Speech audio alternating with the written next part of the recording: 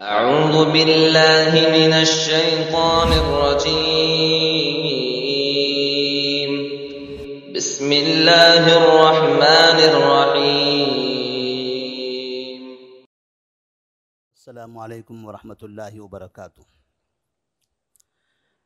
बिस्मिल्लाहिर रहमानिर रहीम। अल्हम्दुलिल्लाहि रब्बिल आलमीन वस्सलातु वस्सलामु अला रसूलिहिल अमीन व अला आलिहि व सहबिहि अजमाइन व मन तबिअहुम बि इहसानिन इला यौमिद्दीन, अम्मा बाद। फ़अन इब्न उमर रज़ियल्लाहु तआला अन्हुमा अन्न नबिय्य सल्लल्लाहु अलैहि वसल्लम कान यरफ़अु यदैहि हज़्व मनकिबैहि इज़ा इफ़्ततह अस्सलात व इज़ा कब्बर लिर्रुकूइ व इज़ा रफ़अ रअसहु मिनर रुकूइ, मुत्तफ़क़ुन अलैह।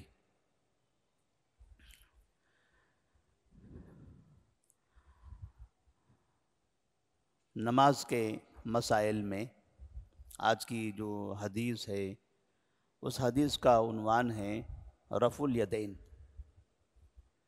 नमाज में जब हम नमाज शुरू करते हैं तो रफ़ुल यदैन करते हैं।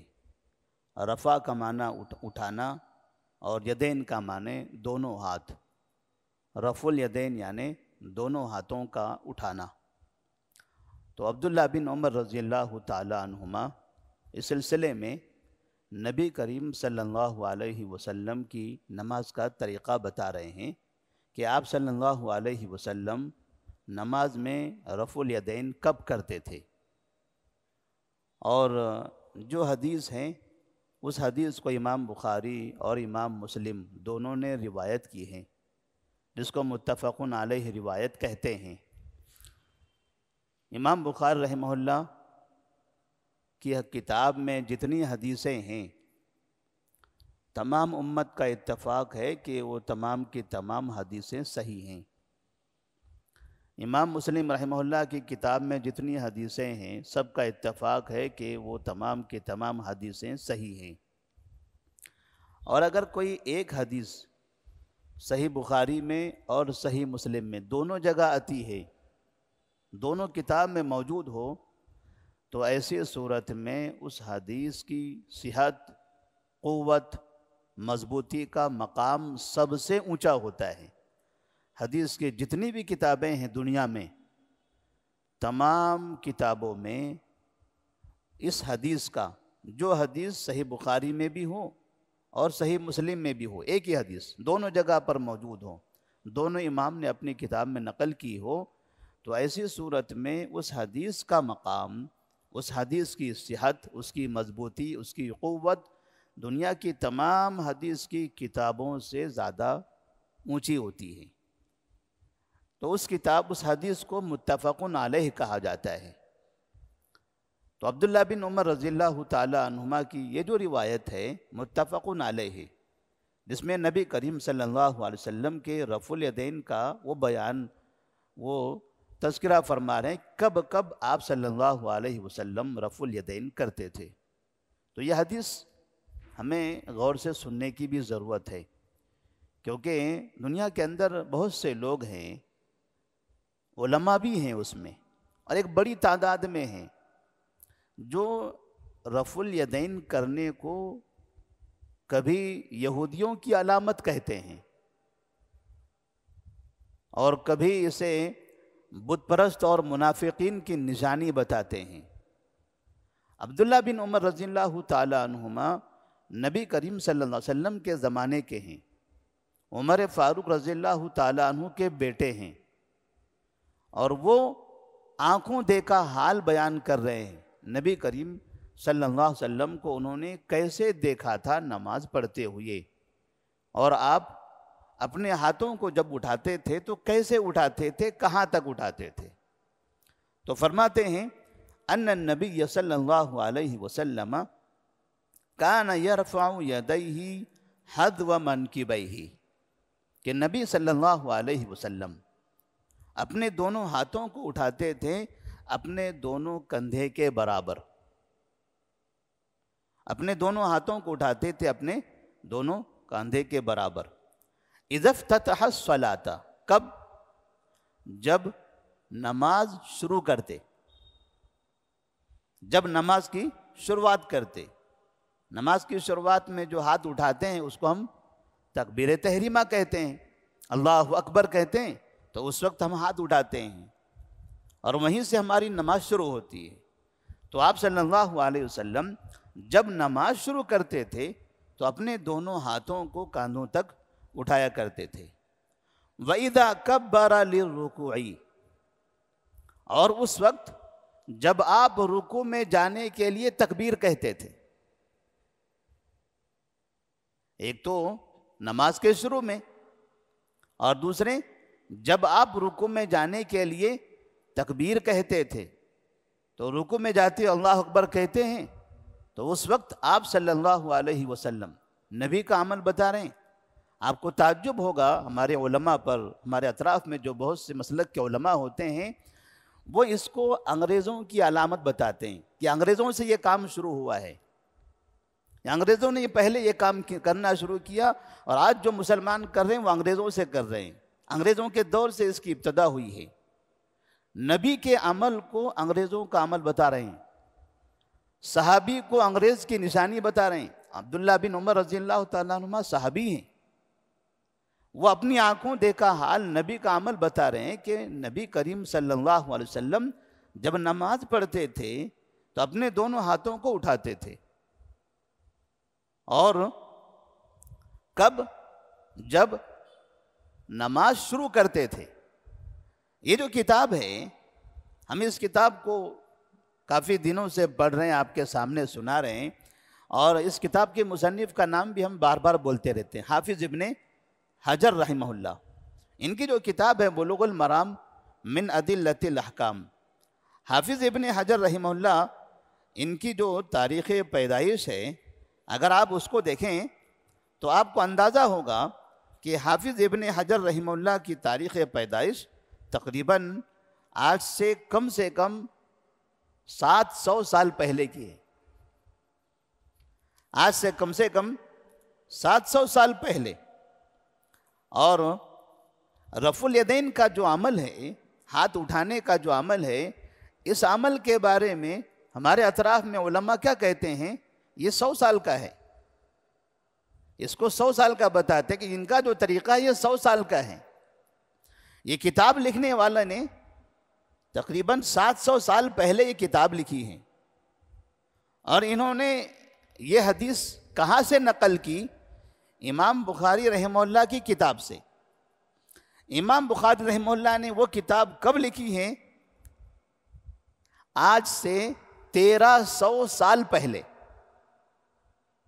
आज से 1300 साल पहले इमाम मुस्लिम ने भी उसी वक्त लिखी हुई है। तो ये रफुल यदैन का जिक्र, रफुल यदैन करने का जो अमल है, ये लोग कहते हैं ये 100 साल से आया हुआ है। लोगों ने ये अंग्रेज़ों के दौर से शुरू किया है, और आज भी बहुत से उलमा, अभी हमने करीब में एक यूट्यूब पर देखा था, एक बड़े आलिम दीन, तो वो कहते हैं ये ऐसे उठाने का जो तरीका है यहूदियों का है, ये इस्लाम का नहीं है।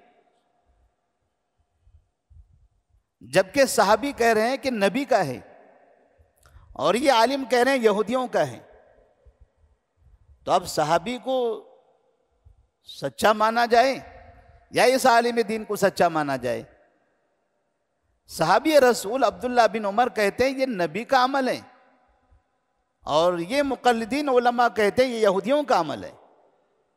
यानी नबी के अमल को, नबी की इबादत को यहूदियों की इबादत साबित करने की कोशिश की जा रही है, ताकि मुसलमान नबी को छोड़ दें, इमाम को पकड़ लें।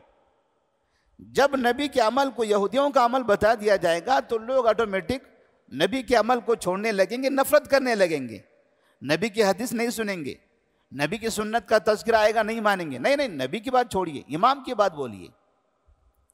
इसीलिए तकरीबन हिंदुस्तान के 80% मुसलमान इस कोशिश में लगे हुए हैं कि मुसलमान नबी का अमल छोड़कर अपने अपने इमामों के अमल की पैरवी करने लग जाएं।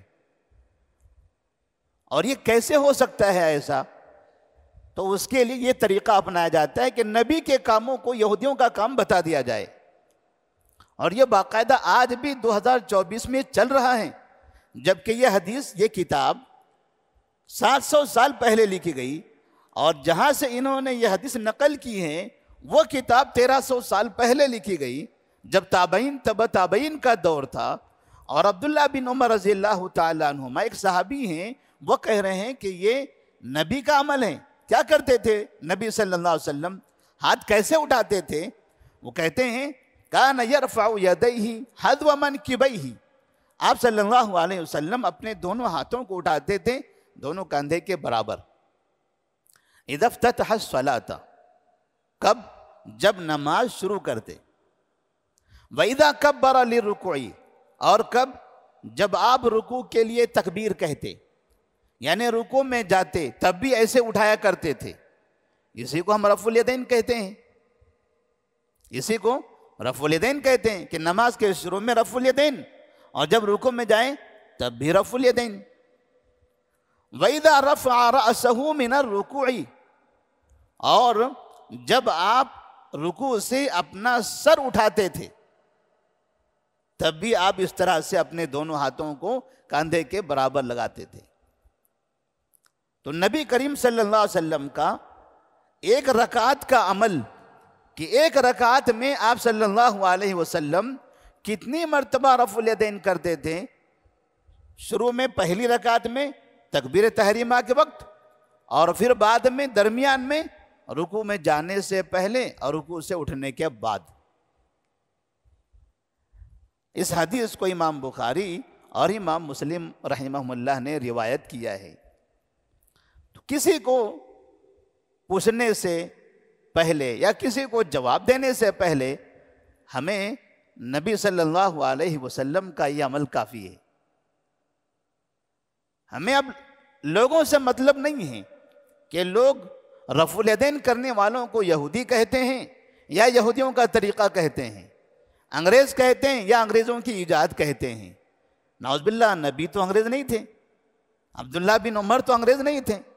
किसको अंग्रेज़ बोलना चाहते हैं अभी तक समझ में नहीं आया। वो कहते हैं रफ़ुल यदैन करने वाले ये अंग्रेज़ों से सीखते हैं। कौन से अंग्रेज़ों ने हमें सिखाया है? हमें तो नबी करीम सल्लल्लाहु अलैहि वसल्लम ने सिखाया है।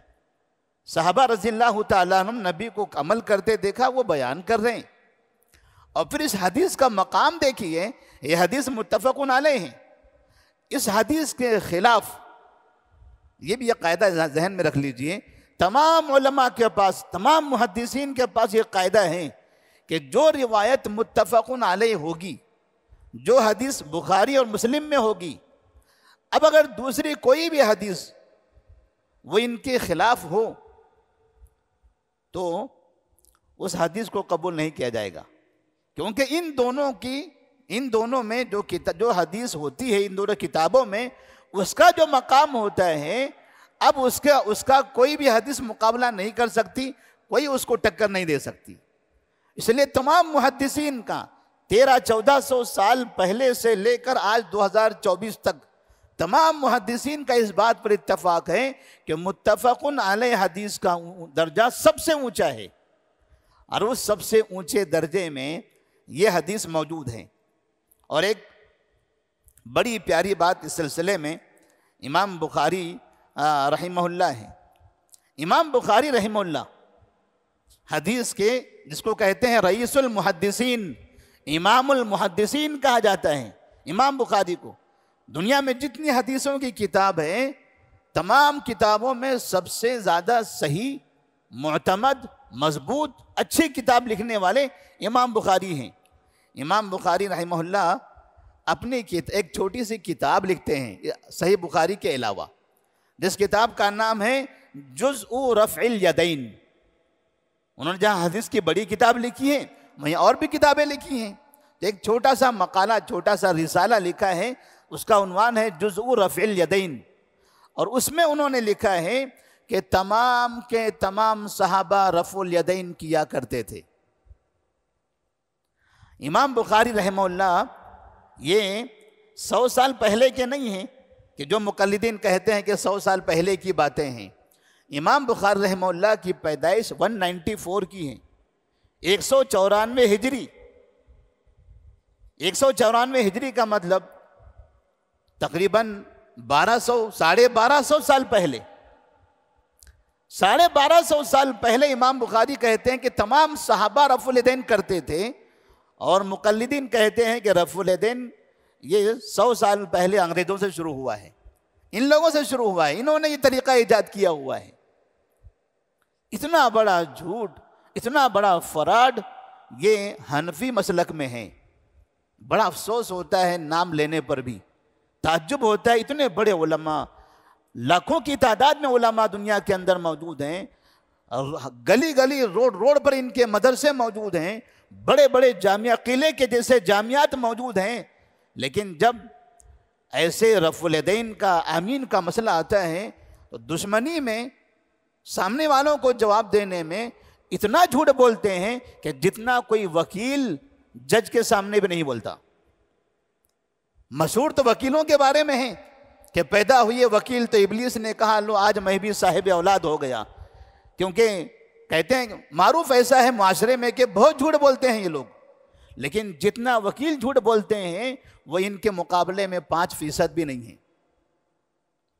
जो दीन में झूठ बोले, जो दीन में झूठ बोले, वकील तो चंद पैसों के लिए झूठ बोल के एक मुकदमा जीतना चाहता है, लेकिन जो दीन में झूठ बोलते हैं वो नस्ल दर नस्ल मुसलमानों को जहन्नमी और गुमराह बना के चले जाते हैं।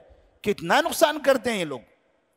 और आज भी मुसलमान जब ये हदीसें सुनते हैं, बहुत से मुसलमान समझते हैं ना ये हदीस है, ये तो हदीस है, हम तो इमाम के हैं ना, ये तो हदीस है, नबी की हदीस है, नबी की हदीस से हमें क्या लेना देना है, हम तो फला इमाम के हैं और हमने इमाम का नारा बांधा हुआ है, वो नारा नहीं खुलना चाहिए।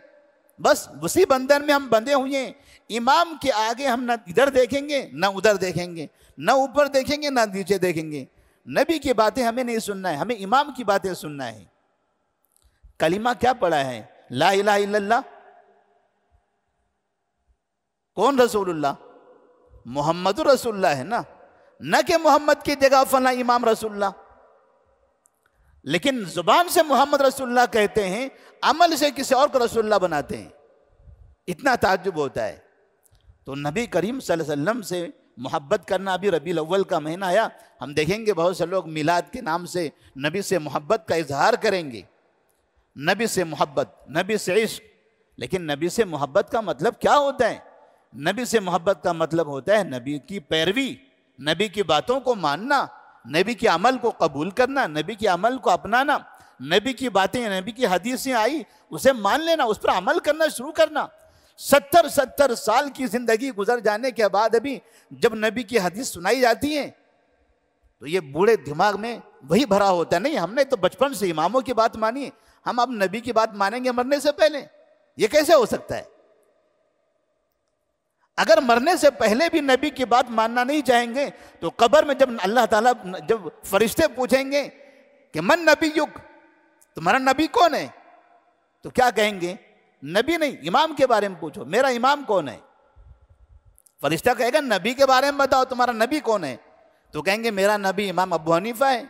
वो कहेगा मेरा नबी इमाम शाफी है, मैं तो इन्हीं को फॉलो करता था, मोहम्मद को फॉलो नहीं करता था, मैं तो अबू हनीफा को, शाफी को, मालिक को फॉलो करता था। कितनी अफसोस की बात होती है। तो अल्लाह का बहुत बड़ा एहसान है कि अल्लाह तबारक व तआला ने हमें नबी की सुन्नत पर अमल करने की तौफीक अता फरमाई है।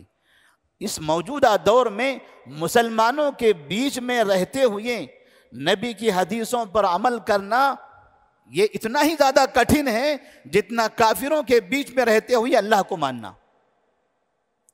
मुसलमानों के बीच में रहते हुए नबी की हदीसों पर, नबी की सुन्नतों पर अमल करना इतना ही कठिन है जितना काफिरों के बीच में रहते हुए अल्लाह को मानना। यकीन मानिए, मुसलमान अगर आपको नबी की हदीस पर अमल करता देखे, नफरत करता है आपसे, गालियां देता है, मस्जिद से निकालता है, कहता है तुम नबी की बात करते हो, इमाम बस, नबी नहीं इमाम।